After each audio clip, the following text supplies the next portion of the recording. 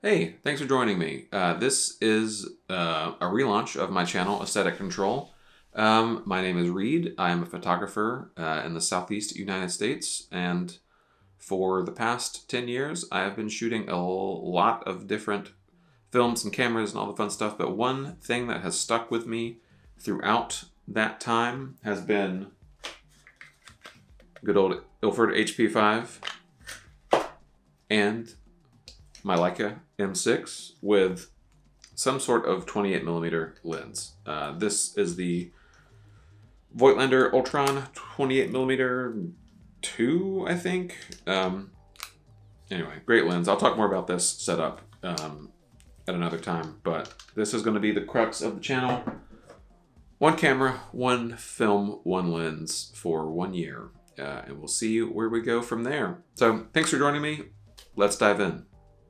The gear acquisition syndrome, the gas, had gotten really bad for me over the past month or two of just being inspired by all these photographers and looking at new gear, looking at the gear that they use, trying to figure out how I could fit it into my work. When, as I mentioned, that Winogrand documentary, it was like, oh, he's just going out and making work. He's not doing too much. A major part of wanting to do this one lens, one film, one camera project is living within the limitations of that, you know.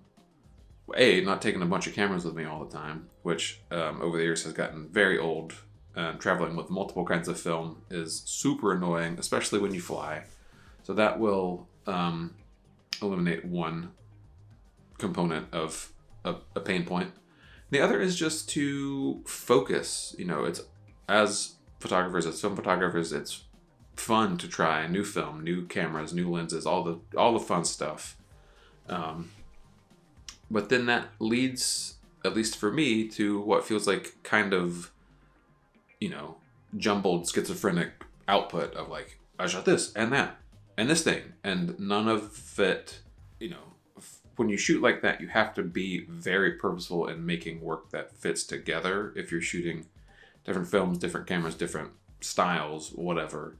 And I've learned over the years that that's not really what I like to do. It's not how I produce my best work. So working within those limitations, I think will be a lot of fun. Why limit myself to the one camera, one lens, one film? Why set those parameters to work within? I think the biggest thing is the consistency and the familiarity with having a set tool to work with. I think having those limitations as rather than a hindrance, as a guide to, you know, not stress out about bringing X camera to Y event, bringing, you know, whatever film. I had a learning experience earlier this year where I, you know, went on a trip with my wife, and I brought color film for the first time in a long time, and I shot it and I really enjoyed it. But at the end of the day, I came back and I wish I had, you know, I took a digital camera, I took my M6. I wish I had just shot black and white on my M6 and left color to the digital. And I think in hindsight, you know, lesson learned. And that's okay. That's part of what I want to talk about, is sort of the lessons you can take from shooting this way, thinking this way. So that'll be pretty fun. And another thing, just to briefly touch on some of the photographers I want to talk about going forward who produced, you know, great work with a sort of a limited set of gear. One of the big ones is Joseph Kudelka, who I find a lot of inspiration from. Mary Ellen Mark, of course, Gary Winogrand, William Klein, all of these people making incredible, dense, vast bodies of work on pretty limited gear, especially as a project by project basis. So I want to review some of that and maybe take some lessons to heart from the work that folks made in the past. Going forward, I want to, you know, keep shooting, keep making work, keep reviewing the work on this channel, make prints when I can. I joined a darkroom not too long ago, and that reopens pretty soon in January, so I want to get back in there and start making some prints. So do some inkjet prints, you know, just photograph, print, review, look at work, see how work relates to each other, that kind of thing. Speaking of that, what we're going to do now is go over to some work I shot over the past few weeks here in December, just to see what I've been making and what I like and what I think I need to look at and think about going forward. Read in the future here to go through some photos I made from the past couple weeks leading up to the end of the year. Developed about 5 rolls the other day, so I'm just going to go through and share some of the work and some of the things I liked. So here we have sort of everything in Lightroom. Just went ahead and did a little bit of work to all of the, you know, all the ones I wanted to keep, going back to the start of December.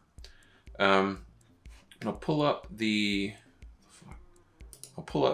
selects that I have. Ended up keeping about 29 pictures, which for, you know, 5 rolls isn't that bad. It's pretty good. So just, you know, looking through, it's a lot of just general documentation of, you know, doing stuff before Christmas, things around town, setting up for Christmas, then having my family over on Christmas Eve, and then going to the beach with some friends. So let's look at some of these that I like. This one is of my wife at a garden center near us. This speaks to, you know, using the 28mm as a way to really set a scene, get a lot of context for environmental portraits. I really like that one. This is, you know, a guy selling cotton candy on the side of the roads. One of those things, like, you know, I always have my camera on me when we're driving, so if there's anything I need to get quick out the window, it's pretty easy to do. Couple of me in mirrors. This was the car warming up. This was me at my office. This is my dog getting ready to go for a very rainy walk the past, you know, a couple weeks ago. He hates the rain. Some frost on the table, the cat and the light. This one is from, we got together with some friends to do some Christmas baking. Just out their window. I love using windows as sort of a frame within a frame, and I think the 28mm is great at that because you can get pretty close to the window and get a lot of what's outside as well as the context of the window frame. So I ended up really liking this one. Some Christmas crafting that we did. This one I really like. This was on the drive back from hanging out with those friends. Just, you know, it was a rainy night. The rain was scattering the light really nicely on the window. So, you know, we were getting gas, bust out a quick shot. And that's, you know, it's nothing special, but I think it's, you know, it's a pretty beautiful little scene. That's great. Hanging with the cat at the vet. And this, the next few pictures are from a Krampus night parade that we literally stumbled onto. We parked the car to go get food downtown, and this was happening. So I think this is a great example of like keeping that thing on you. I want to make a whole video about that, of just like having your camera with you, sort of ready to go no matter what you're doing. Because, you know, most of the time you won't photograph anything, but sometimes something crazy is going to happen as you're getting out of your car to get Indian food. So here's a few shots from this Krampus night festival parade. People dressed up in these like monster costumes. I know they're like, this is a Krampus probably. This is the, I don't even know how you say it, the Mary Lude. It's a Welsh sort of like Christmas wassailing creature. So yeah, pretty striking to wander into this in our little town. It was pretty cool. Some setup for Christmas. This is my wife helping get our little goofy tree off the top of the car.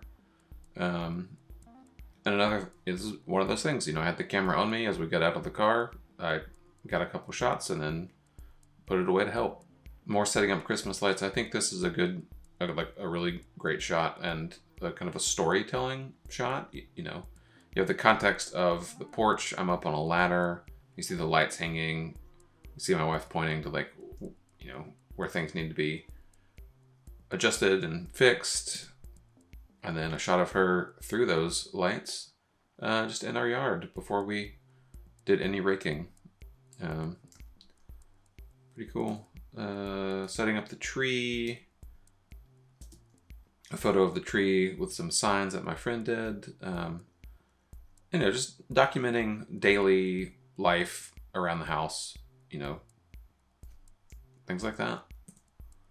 This is Christmas morning. This is me with my little Santa hat before we got ready for my parents to come over. This is a great mirror to just, you know, hit a quick selfie in just to document how things are looking from day to day. It's my dad at our sliding glass window, just looking at the porch, you know, just kind of a moment of stillness before we get into presents. And another example of, you know, like how the 28mm can really fill a frame with, you know, context and setting.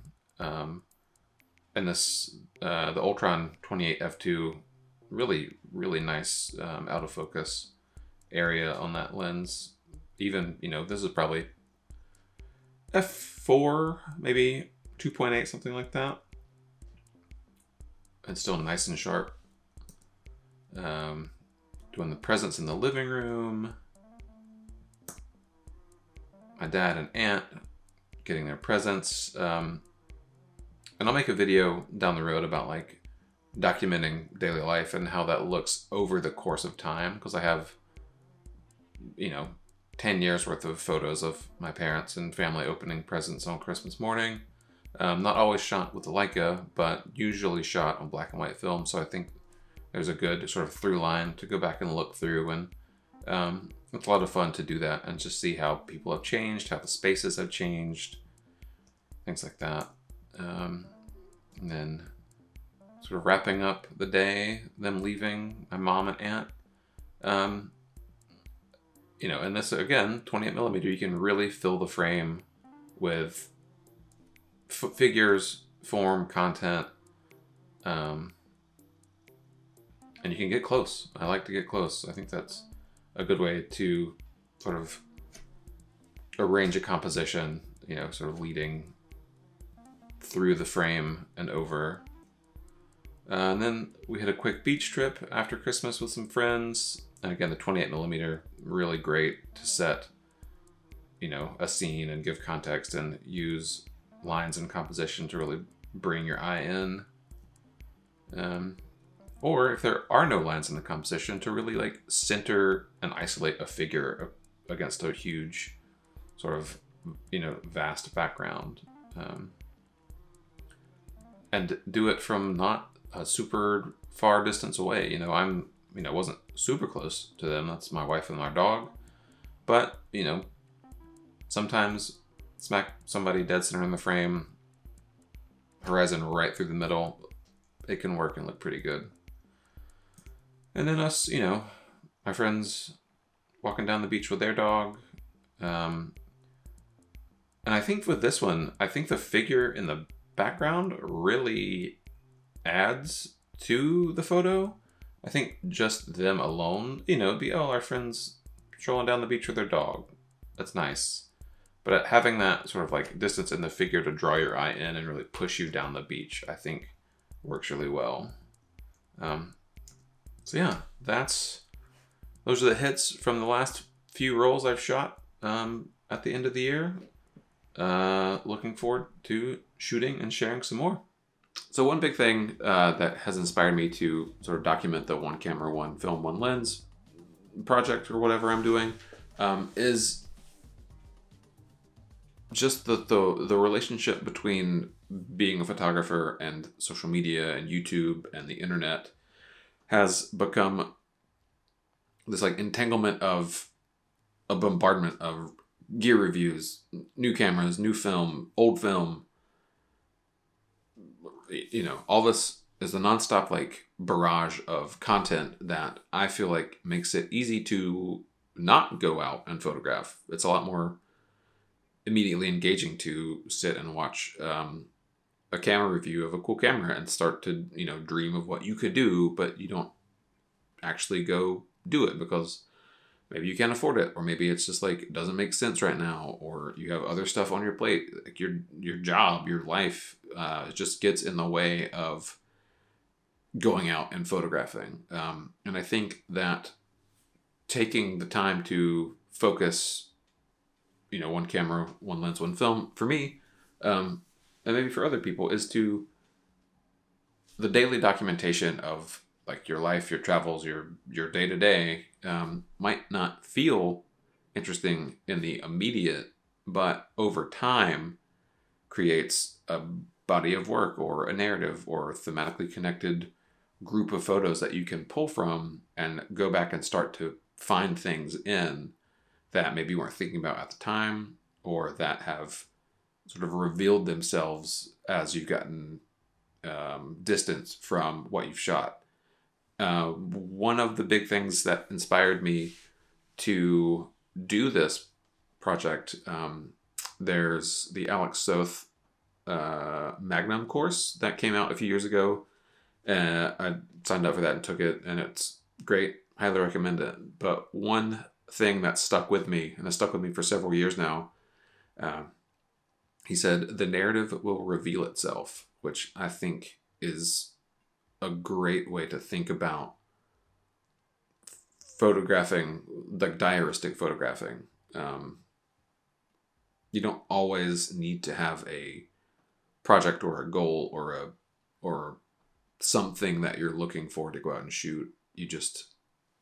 You build up a body of work that then, as you look back on it and as you get space from it, distance from it, you find the things that you maybe were thinking about at the time but didn't realize it, you weren't thinking about at the time but were in your subconscious, or that just having that space and emotional and mental distance reveal that you were making great work even if it didn't jump out immediately. So that's one thing I want to document in this process, is just like make work, take a look at it, give it some time, take a look at it again, see how things change over time, how things connect over time, with just, making work. So that's something I'm really excited about, is to have this limitation, this framework to work within, but no other real like constraints. And I'm not looking for X, Y, or Z. I'm just going to, live my life, try to find cool things to photograph, try to go to cool places, and just see what I make. So thanks for joining me on this first video of the relaunch of Aesthetic Control. I'm looking forward to this process and taking a lot of pictures and reviewing them and sharing them. And I hope you will stick around and join me in this process. Thanks.